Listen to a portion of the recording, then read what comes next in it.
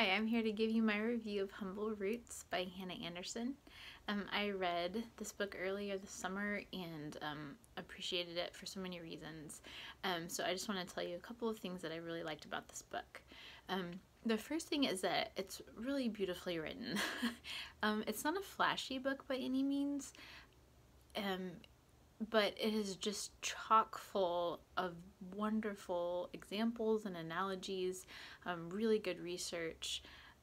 Anderson handles the Bible really well, and then she draws in all of these analogies from the natural world.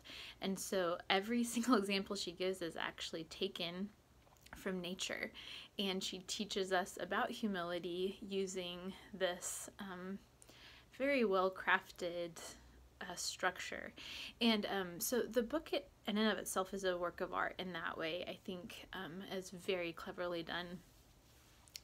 But the second thing that I appreciated about this book is that I don't know quite how to say this, but the degree to which she was able to put her finger on the pride in most people was nothing short of astonishing. So, we've learned things about pride, I'm sure, at different points in our lives, all of us.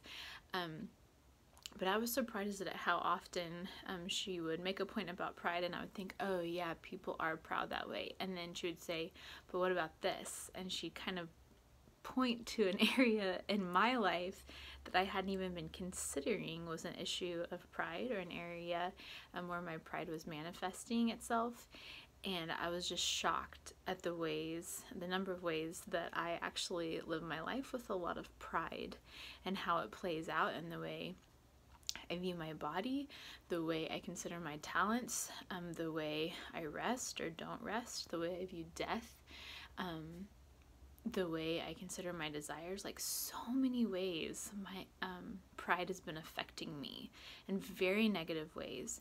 And she calls me and everyone who reads the book to humility, which under her definition is kind of accurately understanding that God is God.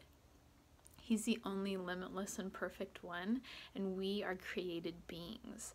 And having a humble attitude and laying down our own need to be God in our lives. So she says, humility is not a skill to get better at. Humility is like a lifestyle or a frame of mind that we step into, and when we do that, we kind of become our best selves. So this book was really profound, I thought, and was able to shed light on some areas that I didn't even know that I needed to learn about. So this was an interesting thing, because a lot of times you can kind of feel ready to learn something, like, oh, I've really been struggling in this area of my life, and so you seek out a resource to help you in that area.